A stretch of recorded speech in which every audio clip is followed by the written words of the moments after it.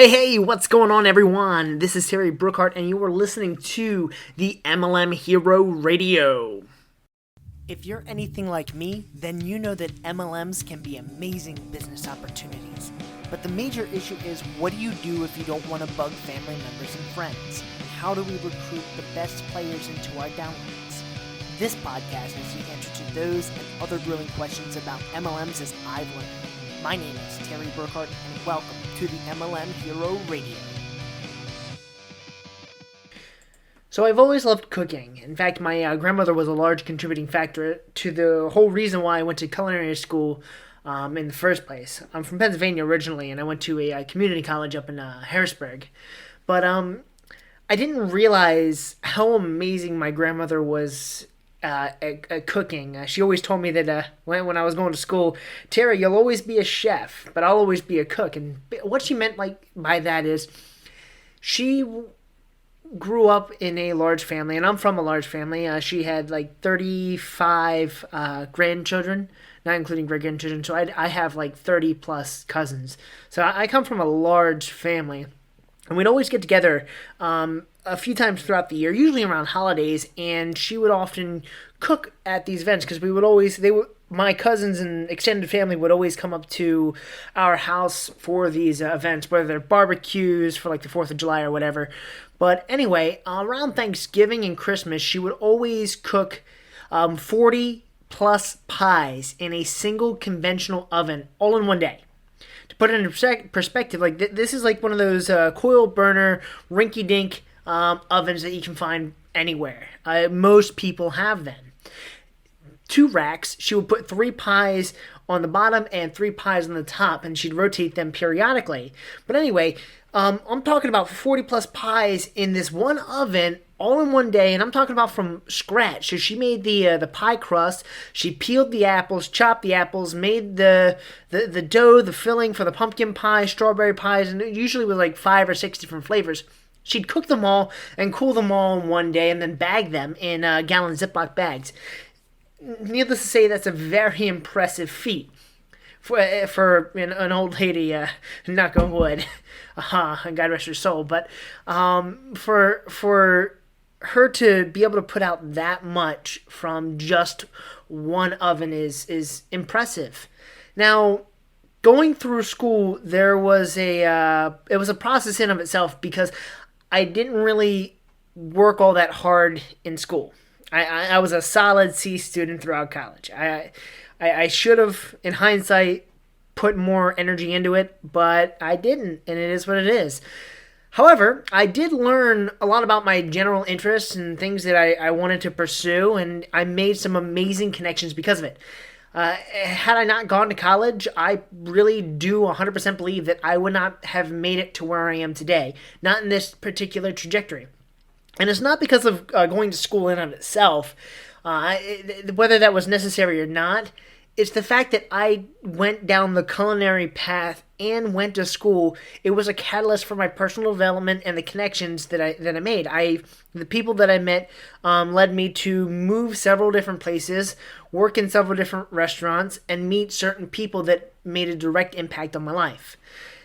The only class I did pay attention to, go figure, it was the culinary demonstration classes. I mean, they were hands-on and I loved it. Now, since then, I spent over 10 years working in all kinds of kitchens, anywhere from flipping burgers to fine dining and everything in between. So suffice to say, I became really good at cooking. To this day, though, I mean, even some of my friends will say, hey, you're going to cook that super fancy food?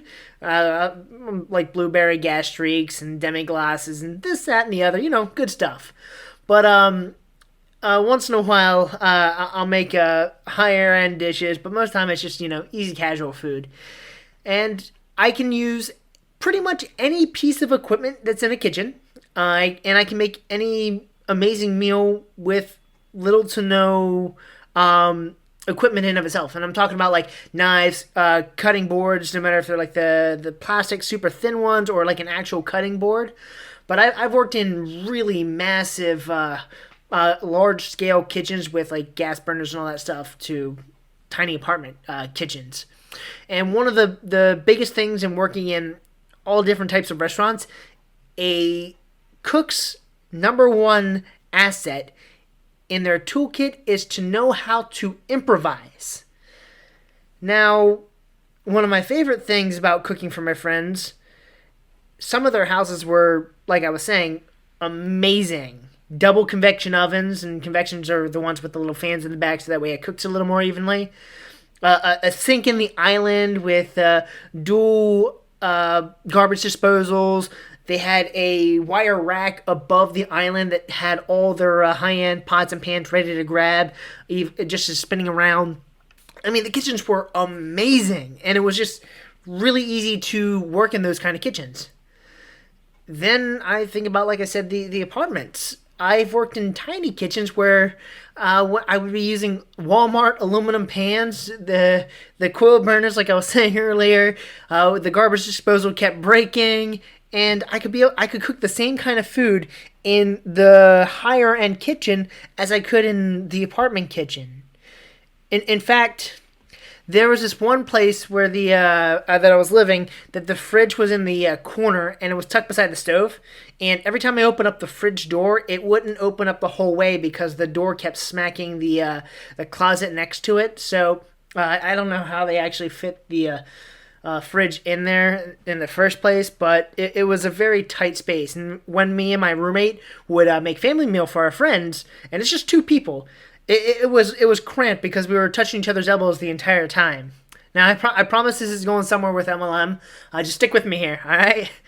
So, like I was saying, it was all of that, all of the cooking was because I went to college, and that contributed to why I do what I do. And because of that, I had some of the most amazing places that I've actually worked in were things like Walt Disney World, Orlando, Florida. And funny story though, through my college, I actually had a chance to do an externship at Disney, but I applied twice and was denied, or I applied a total of 3 times, was denied twice before I was actually accepted. And I was super lucky to be where I was. Kind of putting it into perspective, I actually worked for something called Park Event Operations. They do about 80% of the catering volume for the Disney parks. And I was on a team of 15 people that were selected. And out of those 15 people, it was during the Food and Wine Festival. If you haven't gone, definitely after COVID, go to Epcot and go to the Food and Wine Festival. It's delicious. Food from really all over the world. But during the Food and Wine Festival, they bring in roughly 30,000 culinary students extra to work that event, and then a total of like 60 to 80,000 applicants every season apply to even go to Disney World. So roughly out of like 60,000 people, I was one of 15 people that actually had to work or had the chance to work with some celebrity chefs. And I'm not going to tout names, but it was a really cool experience to work with some high-profile people. One of these events, though, to further explain kind of equipment, I used a Santoku. A Santoku is just a style of knife, but I bought it at Walmart for I think $15. And I sharpened it myself on a stone, so I took care of my knives. But I would use the Walmart knife when I went to work because I didn't care about it being beaten up so hard. If it was trashed for whatever reason, I wouldn't be upset because, again, it was only a $15 Walmart knife. But I kept it razor sharp. There were kids there that had Mercers, they had Globals, they had Shun knives, and I could see that they didn't take care of their knives. And one day, we were mincing shallots. Nothing particularly fancy, just mincing them really fine for an event that we were doing. And one of them, it was a guy that I really didn't get along with all that well. And around that time, I may have been a little bit more egotistical and arrogant, but I digress. We had a competition on who could mince a full gallon of shallots first. Now, I've had a tremendous amount of experience, and I own Shun knives, and I take really good care of them. They're like $200 knives from Japan. They're really amazing. But He and I did a competition of who could mince the gallons first. He had a Global knife, and Global is just a name brand style of knife, all high grade, high carbon stainless steel, and it really wasn't all that sharp. I offered to sharpen it for him, but he said that, and I quote, "Global knives never need to be sharpened." Well, all knives need to be sharpened, sir. All knives need to be sharpened and taken care of. Anyway, long story short, I won the competition because I took care of my knife, and even though I wasn't using a name brand knife, my skill set allowed me to outperform someone that was doing the same exact job as me, that was using a higher end piece of equipment. Now, ultimately, I realized that my whole experience and everything that I've learned from my grandmother, and even using cheap knives and working in all kinds of kitchens, it's not the equipment or the vehicle, so to speak. It's the skill of the user. Me being able to cook amazing food or outperform this individual that was using a higher end piece of equipment, a better quality knife, had everything to do with my skill set. So, like I'm saying, being able to cook really good food, it doesn't matter if I'm using a $200 Shin knife or name brand Marvel cookware or like a Emerald Lagasse cookware or Cephalon. I don't need to use the highest end equipment to make really delicious food. I can use Walmart pots and pans. Now, what does this have to do with MLM? Everything! If you remember me talking about the fact that in my first MLM, I recruited 4 people. I really enjoyed going to the events and being around the culture. Honestly, MLM has a very unique, uplifting culture. It really is about personal development.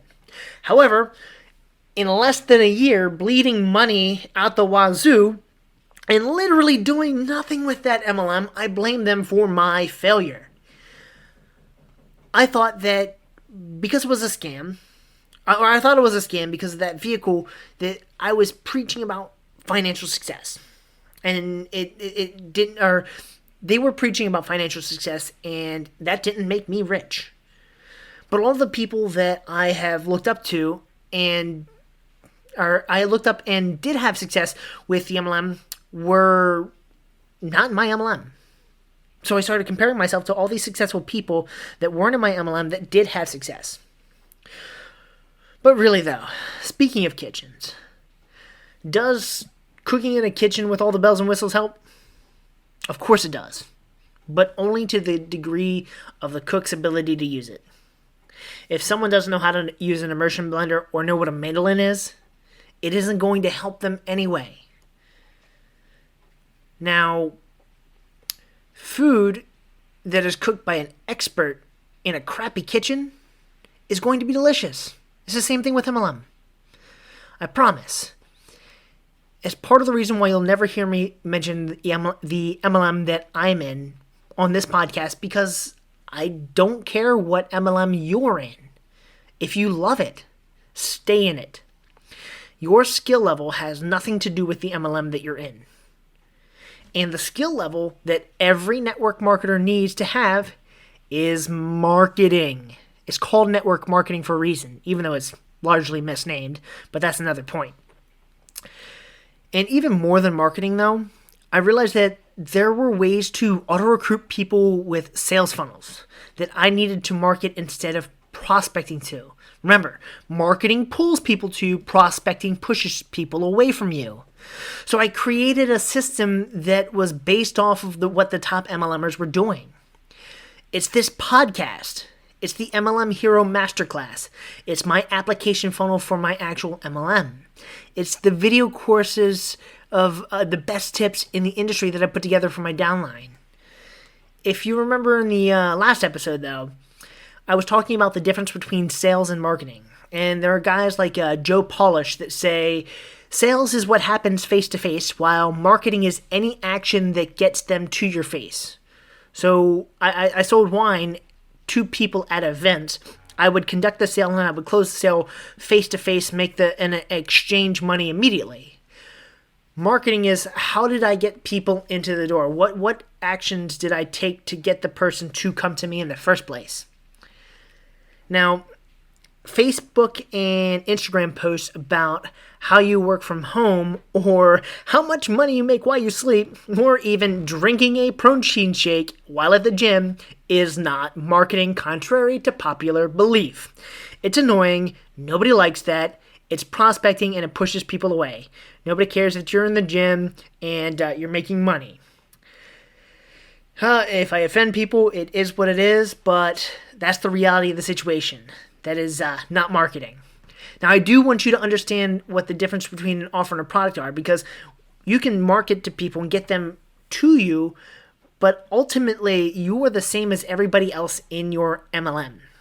So what do? How do you make yourself different and get someone to join you instead of someone beside you? If you're exactly the cookie cutter same as someone else, what can you do different? That's where the offer comes in. You create an offer. Now, your offer is what you can do more than what your counterpart can do. So you don't have to be a techie or a coder. In this case, I use ClickFunnels. I use them, and I'm a huge advocate. But there are others like, HubSpot and Lead Pages. But I personally think ClickFunnels is the easiest to use. And I'm certainly not a coder. I just know that it's kind of a thing that exists. But just to give you an idea, you can brainstorm about this. You can even Google how to create offers. But I mean, this is what I do have in my masterclass, a little tidbit about offer creation. But for you, think of putting together a 5 video mini course on how you do what you do. That creates value. And in case you didn't know, if you don't want to publish right away, if you don't want to do a podcast, if you don't want to be behind a camera right away, and that's okay. There are a couple of other ways. That blogging is another way to create a natural flow of traffic. But if you didn't know, YouTube, once someone publishes something and it's public, it goes into the public domain, which means you can use that video in your course. Now, I certainly would not make money off that. That is kind of shady. So, huge disclaimer. I would not suggest making money off of somebody else's public video. But creating your own members area where someone signs in, they give you your email address, and you have a list of the top most popular videos that YouTube has, the top 10 of, let's say you research MLM lead gen in YouTube, the top 10 videos. You can link them into a members area, and guess what? That is a free way of you providing value to somebody, because who says that they're the top 10 most valuable videos on the internet? YouTube does. Now, another example of offer creation, think of getting a haircut. I'm a guy, and I try to be frugal with my money sometimes, especially when it comes to haircut, because I mean, to me, I just thought it was just about getting the haircut off my head, right? So I went to Great Clips, I went to Supercuts, all kinds of different places.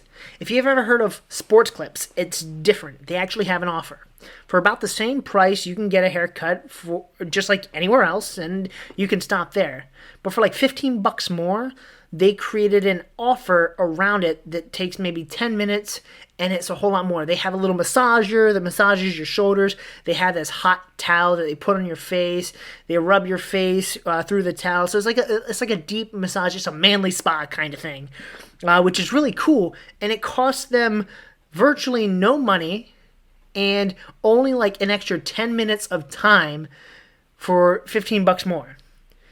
Now, of course, I want to go with that offer because I get more value out of that. It's a much better experience for that haircut than, just going to Supercuts, getting a trim, and then leaving.